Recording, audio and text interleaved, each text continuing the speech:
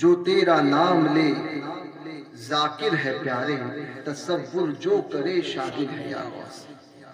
اعلیٰ حضرت نے یوں ہی نہیں غوث پاک کی مدح فرمائی۔ غوث پاک رضی اللہ تبارک و تعالیٰ عنہ حضرت بندہ نواز کے سدراز ایک مرتبہ اپنی محفل میں مجلس میں بیٹھے تھے۔ کون بندہ نواز؟ جن کو قطب دکن کہا جاتا ہے، شہنشاہ دکن کہا جاتا ہے۔ آپ گلبرگہ شریف کی سرزمین پر جا کر ان کی مزار کو دیکھ لیں، جس طرح سے واقعی دکن کے بادشاہ ہے، واقعی ان کا روضہ بھی دیکھنے کے قابل ہے۔ ایک نظر میں آپ گنبد کو نہیں دیکھ سکتے، اتنا بڑا گنبد ہے۔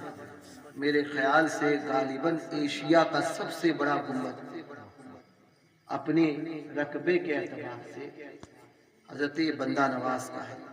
یہ اگر آپ سر ایسا اٹھا کر دیکھیں گے تو ایسا گول گھومنا پڑے گا بندہ نواز سرکار کی بارگاہ۔ تو حضرت بندہ نواز کے سدراز یہ کون ہے؟ یہ مرید ہیں حضرت نصیر الدین چراغ دہلوی کے۔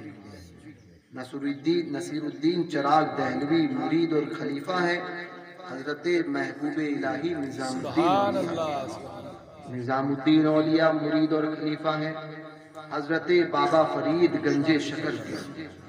بابا فرید گنج شکر مرید اور خلیفہ ہیں حضرت بابا قطب الدین بختیار کاکی اوشی رضی اللہ تعالیٰ عنہ کے، اور وہ مرید اور خلیفہ ہیں حضرت خواجہ خواجہ حامی ہندوستان والی ہندوستان سرکار خواجہ غریب نواز حسن چشتی سدزی حسنی حسینی رضی اللہ تبارک و تعالیٰ عنہ، یعنی سلطان الہند کے مرید بابا قطب کے مرید بابا فرید کے مرید محبوب الہی نظام الدین اولیاء، ان کے مرید حضرت نصیر الدین چراغ دہلوی، اور ان کے مرید اور خلیفہ ہیں حضرت بندہ نواز کے سدراز۔ مخدوم اشرف جہانگیر سمنانی رضی اللہ تبارک و تعالیٰ عنہ کا نام آپ نے سنا ہے، ان کے دوستوں میں ہے حضرت بندہ نواز کے سدراز۔ بہت پائے کے بزرگ اور بہت بلند پایا پر یہ زکات کا مہینہ ہے جو آتا ہے، تو اس مہینے میں 16 تاریخ کو حضرت بندہ نواز کا تو بڑا مشہور ہے، ہمارے خاندان میں وہ نیاز کرتے ہیں، بندہ نواز کا منیدہ بتایا جاتا ہے، بڑی مشہور ہے وہ نیاز۔ تو میرے خاندان کی وہ یعنی سمجھ لیجئے کہ پشتہنی طور پر اس نیاز کو 16 تاریخ کو زکات کی ہمارے ادھر پابندی سے کیا جاتا ہے۔ تو حضرت بندہ نواز مانیدہ ہوتا ہے، تو بندہ نواز سرکار کی اس نیاز، تو حضرت بندہ نواز ایک مرتبہ اپنی مجلس میں بیٹھے تھے، ایسے ہی مریدین اور آپ کے چاہنے والے اور خلفاء تھے، مگر وہ بندہ نواز کی بارگاہ کے پروردہ تھے، سمجھے؟ تو ظاہر سی بات ہے کہ ادب اور احترام اور دین کی سمجھ ہم سے اور آپ سے کئی زیادہ ان میں تھی۔ تو حضرت بندہ نواز سدراز رضی اللہ تبارک و تعالی عنہ بیٹھے ہوئے ذکر نکلا بڑے پیر دستگیر کا، حضور غوث پاک کا ذکر نکلا، تو بندہ نواز نے دوران گفتگو فرمایا کہ میں اپنے وقت کا شیخ عبد القادر جیلانی اپنے وقت کے غوث تھے اور میں اپنے وقت کا غوث ہوں۔ سبحان اللہ۔ کیا فرمایا؟ شیخ عبد القادر جیلانی اپنے وقت کے غوث تھے اور میں اپنے وقت کا غوث ہوں۔ ہمارے حافظ اجاز صاحب جو ہے وہ چوتھے آسمان پر پہنچ رہے ہیں، بہر کے مراقبے میں باقاعدہ دیکھ رہے ہیں، واپس آ رہے ہیں۔ تو فرمایا کہ میں شیخ عبد القادر جیلانی اپنے وقت کے غوث ہیں اور میں اپنے وقت کا غوث ہوں۔ یہ کہنا تھا کہ حضرت بندہ نواز فرماتے ہیں کہ میرے اور میرے ولایت کے درمیان میں پردہ ہے، پردہ لوگ اس کو چھیننے سے تعبیر کرتے ہیں. ہم اپنے سرکاروں کی بارگاہ کے لیے یہ لفظ استعمال نہیں کر سکتے. ہم یہ کہتے ہیں کہ ان کے اور ان کے ولایت کے آڑ میں پردہ آ گیا حضرت بندہ نواز. تو ظاہر سی بات ہے جو چیز بھری ہوئی ہوتی ہے اس کو پتا ہوتا ہے کہ خالی پن کیا ہے. مگر آج کل تو ایسے ہو گئے ہیں کہ کچھ نہیں پتا مگر وہ ولی کامل ہو گیا. وہ اپنے آپ کو اتنا بھرا ہوا سمجھتا ہے کہ پھر سمجھتا ہے کہ ہم سے بڑا ولی کوئی نہیں، مگر ہوتا کچھ نہیں ہے، ہوتا وہ ٹائی فش ہوتا ہے. سمجھے؟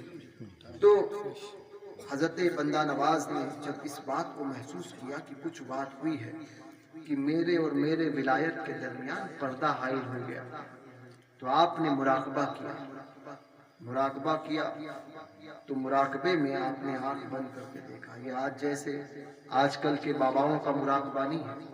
تو حجاب آیا، از آپ نے مراقبہ فرمایا تو مراقبے میں حضرت سرکار سیدنا نصیر الدین چراغ دہلوی تشریف لائے.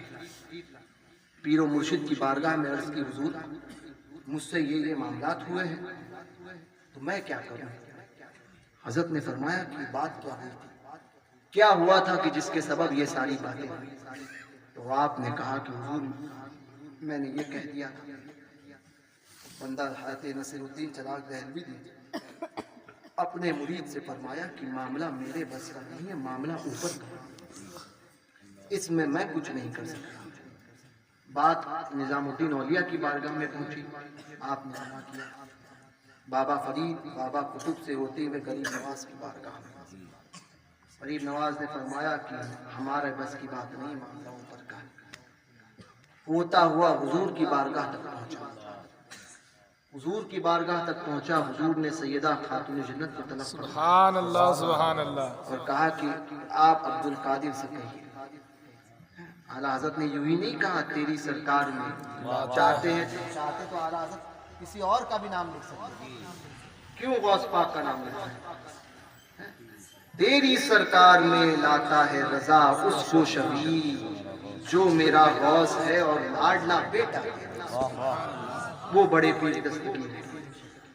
سیدہ خاتون جنت نے جب غوث پاک کو طلب فرمایا، غوث پاک تشریف لائے اور کہنی سیدہ خاتون جنت نے فرمایا اب دیکھیے بھیا، چاہتے تو حضرات حسنین کریمین تک جب معاملہ پہنچا تھا تبھی معاملہ نپٹ جاتا ہو سکتا تھا، یا پھر حضرت مولا کائنات کی بارگاہ میں پہنچا تھا، یا پھر حضور خود یہ کہہ سکتے تھے.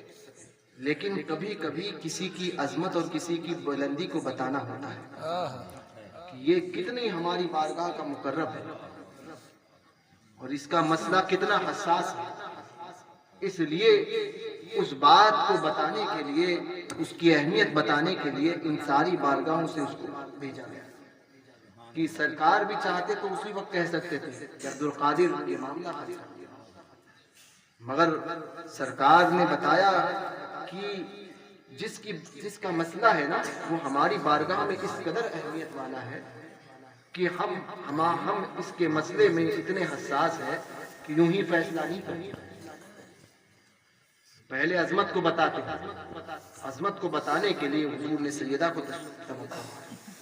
سیدہ نے غوث پاک کو جب طلب فرمایا تو کہا کہ بیٹا عبد القادر یہ محمد حضرت بندہ نواز کا نام ہے، سید محمد حسینی، یہ تمہارا ہی بھائی ہے، اس پر کرم کر دو. عرض کی امی میں نے تو کچھ کیا ہی نہیں.